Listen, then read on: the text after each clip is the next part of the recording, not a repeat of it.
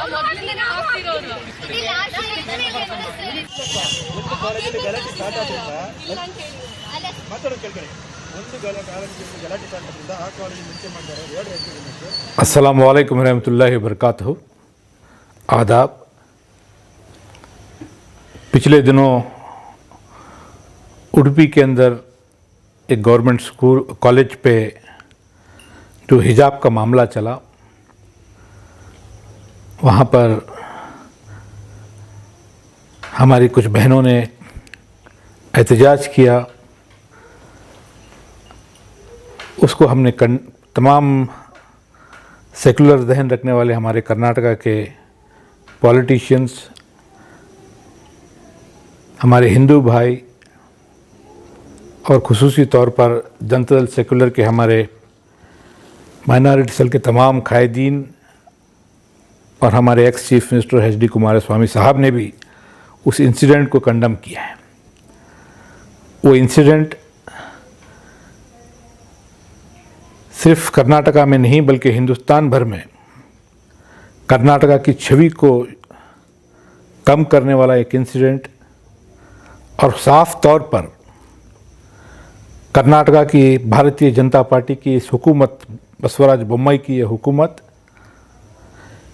इस साफ तौर पर महसूस कर रही है कि यहाँ पर कर्नाटका की फ़िज़ा, यहाँ की जो सियासत है कभी भी ये कम्युनल लाइन्स में नहीं हुई है।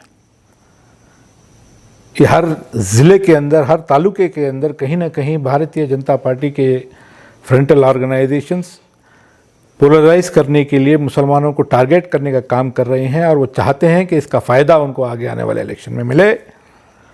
आप मॉरल तौर पर कर्नाटका के अंदर भारतीय जनता पार्टी इस तरीके से ये जो हरकतें कर रही है, ये साफ तौर पर मालूम पड़ता है कि भारतीय जनता पार्टी 2024 के इस इलेक्शन को फेस करने के लिए तैयार नहीं है और वो अपनी शिकस्त को मान चुकी है। आज शिवमोगा के कुंदापुर के अंदर एक और इंसिडेंट होता है जहां पर उस कॉलेज के प्रिंसिपल गेट पर आकर के हमारे पर्दानशी बहनों को जो है गेट पर ही रोकने का काम करता है। यहाँ पर मैं पूछना चाहता हूँ उस प्रिंसिपल से, उस जहनियत रखने वालों से, अगर वो कॉलेज का प्रिंसिपल है तो स्टूडेंट्स को पहले प्रीमाइसिस में लेकर उसके बाद में बुर्के को निकालने की डिमांड करता हूँ। वो कॉलेज के उन पर्दा नशीन, उन बुर्का पहनने वाली हमारी बहनों को गेट पर ही रुका करके उनको बाहर रुकाने का वो जो एक्ट है, ये साफ तौर पे महसूस करता है कि वो उसकी जहनीत आरएसएस की जहनीत है। वो आरएसएस के इशारे पे काम कर रहा है, वो बीजेपी की डायरेक्शन पे काम कर रहा है और वो सस्ती शोहरत के लिए काम कर रहा है, या तो वो जहनी तौर पर बीमार है। ये से चंद लोगों की हरकतें से कहीं ना कहीं हमारी भाईचारगी को असर हो रहा है और सबसे बड़ा असर इसके ऊपर जो हो रहा है वो कर्नाटका की छवि हिंदुस्तान भर में नहीं बल्कि दुनिया भर में हमको शर्मसार होना पड़ रहा है। कर्नाटका की शनाख्त, कर्नाटका की पहचान एक कम्युनल जहन रखने वाली नहीं, छोटी जहन रखने वाली नहीं है। और ये प्रैक्टिस ये आजकल का नहीं है, ये कई सालों से जो है हमारी बहनें गवर्नमेंट कॉलेजेस के अंदर जो है बुर्का पहन के जाती हैं, स्कार्फ पहन के बैठती हैं। इसको इशू बनाया गया है इस मरहले पर, इस मौके पर सिर्फ इसलिए ताकि सियासी तौर पर उसको भुना जाए। 3-4 महीने के अंदर पीयूसी के एग्ज़ाम्स होने वाले हैं। ऐसे वक्त में ये कमज़र्फ लोग सियासत करते हैं तो हमारे नौजवान बहनों के फ्यूचर के साथ वो खिलवाड़ कर रहे हैं। जनता दल सेकुलर हम इसकी कड़ी मजम्मत करते हैं और जनता दल सेकुलर के माइनॉरिटी डिपार्टमेंट की तरफ से हम चीफ मिनिस्टर बसवराज बोम्मई को भी हम लेटर लिखेंगे कि इस तरह से ऐसे एलिमेंट्स को जो समाज की इस फिज़ा को बिगाड़ रहे हैं, जो हमारा फंडामेंटल राइट है, जो राइट टू वेयर, उसको डिस्टर्ब करके पोलराइज करने के, कम्युनलाइज करने के जो एजेंडा लेकर के आगे बढ़ रहे हैं, ऐसे लोगों को एंटरटेन ना किया जाए। और कोई भी गवर्नमेंट का डायरेक्शन नहीं है, कोई भी नोटिफिकेशन नहीं रहने के बावजूद इतनी हिमाकत करने की काम जो है कुंदापुर के उस प्रिंसिपल ने किया है। हम इसके खिलाफ चीफ मिनिस्टर को भी लेटर लिखेंगे, गवर्नर ऑफ कर्नाटका को भी माइनॉरिटी जनता दल सेकुलर की जानिब से हम जो है रिप्रेजेंट करेंगे और ऐसे इंसिडेंट्स को हम स्ट्रांगली कंडेम करते हैं जो कर्नाटका की फिजा को ख़राब करने का और पोलराइज करने के लिए साजिश है। इसको हमने साफ तौर पर यहाँ पर आवाम के बीच में रखना चाहते हैं। नासिर भाई, मजहब एजुकेशन का कोई मजहब नहीं होता, ये सभी जानते हैं कि कॉन्स्टिट्यूशन राइट्स हैं। ये सब कुछ जानते हुए भी इस मसले को इग्नोर किया जा रहा है, पोलराइज किया जा रहा है। तो सो कॉल्ड सेकुलर पार्टीज जो हैं, जिस पे चुप्पी साधी है इस मामले को, जबकि ये मामला नेशनल लेवल, इंटरनेशनल लेवल तक चला गया है, तो जनता दल आवाज उठाना और सो कॉल्ड दूसरे सेकुलर पार्टीज है, ये चुप्पी साधी है। क्या लगता है आपको इनकी चुप्पी के पीछे? देखिए, जनता दल सेकुलर के हमारे सुप्रीमो HD कुमारी स्वामी साहब, हमारा 31 तारीख के जो प्रोग्राम हुआ कर्नाटका के माइनॉरिटी सेल का, वहाँ पर एजेंडा में हमने इस इशू को उठाया। और क्योंकि हम एक सियासी पार्टी हैं, इस तरह के इंसिडेंट्स के होने के पीछे क्या सियासी मकसद भारतीय जनता पार्टी का और आरएसएस का है, इसको भी हम बखूबी समझते हैं। और आज इंसिडेंट हुआ है, मैं स्टेट के सदर की हैसियत से मैं इस इंसिडेंट को कंडेम करता हूँ। जनता दल सेकुलर इसको कंडेम करती है। हमारी लीडरशिप ने उडुपी के उस इंसिडेंट को कंडेम किया है। दूसरी सियासी जमातें खामोशी चुप्पी साध रहे हैं, ये मैं समझता हूँ कि इस पे मैं कोई रिएक्ट करना नहीं चाहता। ये सवाल आप उनसे पूछिए। बहुत सारे इश्यूज़ पे वो खामोशी साधते हैं और उनका line of process, thought process उनको लीडरशिप को पूछ के देना है। मगर आज ये इंसिडेंट शिवमोगा में हुआ है और मैं गुलबर्गा में हूँ। गुलबर्गा में से मुझे जैसे ही इसका इल्म हुआ है, मैं आपके ज़रिए मैं कर्नाटक के आवाम तक, हुकूमत तक जो है आप ये मैसेज पहुँचाना चाहता हूँ कि जनता दल सेकुलर माइनॉरिटीज़ का जो मैं सदर बना हूँ, कोई भी इंसिडेंट जो इस समाज के सोशल फैब्रिक को, कम्युनल हार्मनी को, हिंदू मुस्लिम के भाईचारगी को अफेक्ट करने की जो चाल भारतीय जनता पार्टी कर रही है, उन तमाम चालों के खिलाफ हम जनता दल सेकुलर के तमाम माइनॉरिटी लीडर्स, बेंगलुरु के, चाहे वो बेंगलुरु के हो, चामराजनगर के हो, बीदर के हो, श्रीरंगपटना के हो, हर माइनॉरिटी लीडर्स आज अपनी आवाज़ को बुलंद कर सकता है। हमें जहाँ पर भी महसूस होता है कि कोई एक समाज के साथ अन्याय हो रहा है, तो हमारे पार्टी की लीडरशिप के पास अप्रूवल लेने की ज़रूरत नहीं है। हम अपनी आवाज़ को बुलंद कर सकते हैं और उसके खिलाफ हम लोग खड़े हो सकते हैं। उसी ज़िम्मन के अंदर ये जो पॉलिटिकल स्ट्रैटेजी हो रही है, ये सिर्फ एक इंसिडेंट नहीं है। गुलबर्गा के अंदर हमारे आनंद का मामला ले लीजिए, आप लाल मलिक कंसारी दरगाह शरीफ का मामला ले लीजिए। यहाँ पर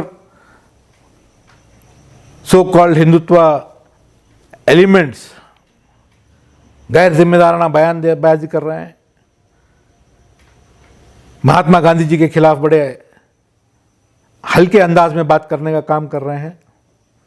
मंगलूर के अंदर हमारे एक नौजवान भाई का कत्ल होता है।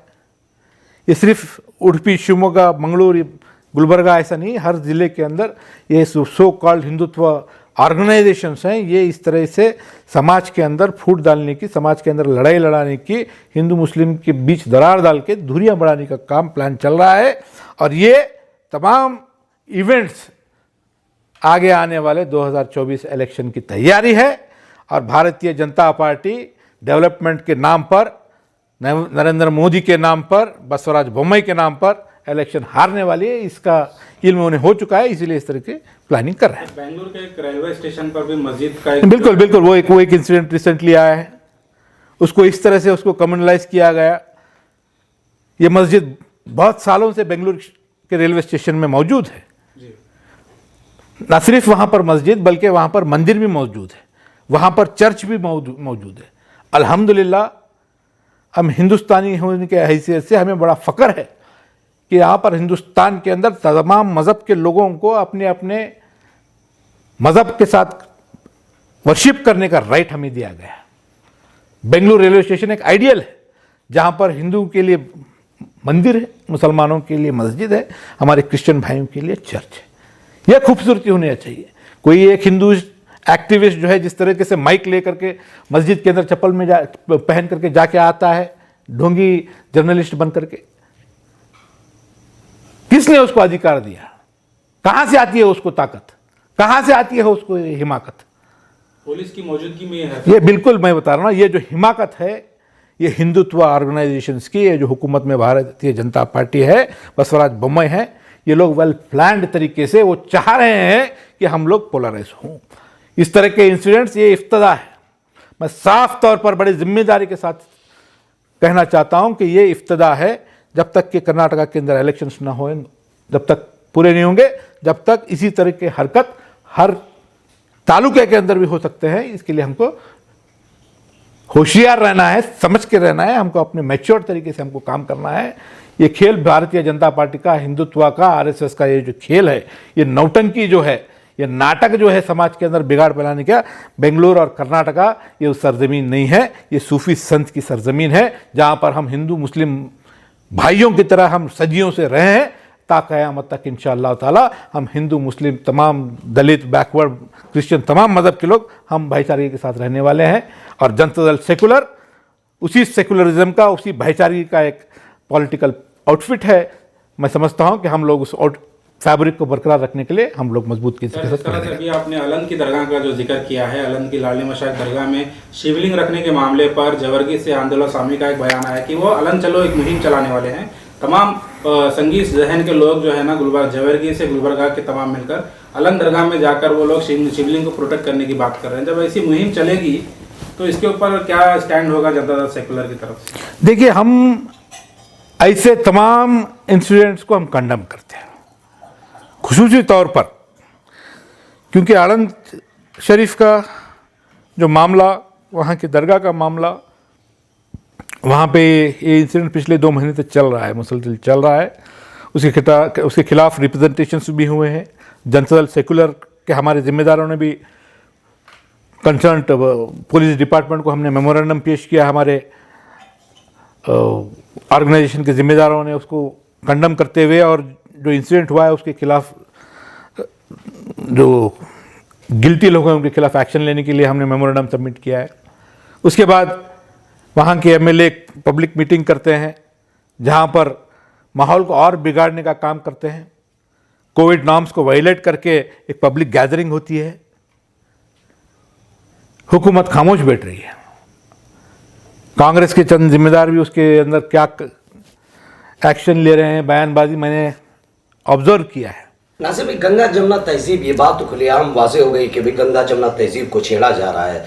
जब इलेक्शंस करीब आता है तो ये बात भी वाजे हो गई है कि भाई फैसिस्ट ताकतों को बीजेपी सपोर्ट करते आई है, क्योंकि जिस तरीके से इंसिडेंट्स को इग्नोर किया जा रहा है रूलिंग पार्टी की तरफ से।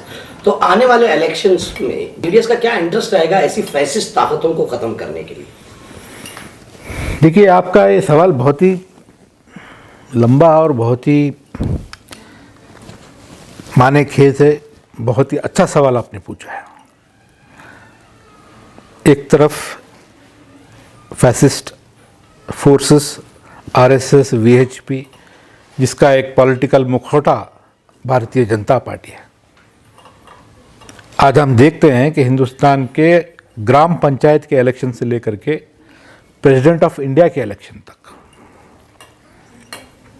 लोकसभा के इलेक्शन तक, बगैर एक कम्युनिटी के वोट्स मांगे, बगैर मुसलमानों की वोट मांगे, बगैर माइनॉरिटीज़ के वोट को एक्सपेक्ट करे हुए आज वो सक्सेसफुली पोलराइज कर आज हुकूमत में है। भारतीय जनता पार्टी की इन पॉलिसीज़ को अवाम ऑब्जर्व कर रही है, देख रही है और उसको समझ रही है। एक तरफ हिंदुत्व और एक तरफ जो so called national political party, जो भारतीय जनता पार्टी का अल्टरनेट अपने आप को कहती है कि हम ही बीजेपी को रोक सकते हैं। हिंदुस्तान के हर स्टेट से वो गायब हो चुकी है। पंजाब में थोड़ी बहुत थी, शायद वो भी गायब हो जाएगी, और कर्नाटका में थोड़ी बची हुई है। जहाँ पर भी वो मौजूद है वो सेक्युलर पार्टी नहीं है, वो सॉफ्ट हिंदुत्व की पार्टी बन चुकी है। वो भारतीय जनता पार्टी से खौफ खाती है। वो पिछड़े तबके के साथ मुसलमानों के साथ, दलितों के साथ मजबूती से खड़ा होने की उसमें दमखम नहीं है। वो सेकुलरिज्म का इस्तेमाल सिर्फ और सिर्फ मुसलमानों के बीच वोट लेने के लिए कर रही है, मुसलमानों को एम्पावर करने के लिए नहीं। मुसलमानों के सेंटिमेंट्स को जब तकलीफ होती है, आप देख लीजिए एनआरसी का मामला, सीडब्ल्यूए का मामला, क्या कांग्रेस पार्टी के किसी लीडर ने एहतजाज किया? सोशल एक्टिविस्ट को आगे करते हैं, सोशल ऑर्गेनाइजेशंस को आगे करते हैं। जब हम लोग खड़े होते हैं, जब तमाम स्टेज तैयार होता है, तो जब तकरीर देने के लिए कांग्रेस के लीडर्स आते हैं। ऑब्जर्व करना है, सेक्युलरिज्म के दमखम भरने वाले लोग, जब माइनॉरिटीज को अटैक किया जाता है तो उनके मुंह में दही क्यों जम जाती है? क्या उनकी जबान खोलने से उनके पॉलिटिकल, उनके जो हेड्स है, क्या उनको रोकते हैं? आज कांग्रेस पार्टी हिंदुत्व, भारतीय जनता पार्टी का हिंदुत्व बड़ा थोड़ा सा तीखा है और ये कांग्रेस का हिंदुत्व थोड़ा सा मुलायम है। आज सेकुलर जहन रखने वाले लोग, मुसलमान, आज हमको देखना है कि ये सॉफ्ट हिंदुत्व हमारे लिए खतरनाक है या हार्ड हिंदुत्व हमारे लिए खतरनाक।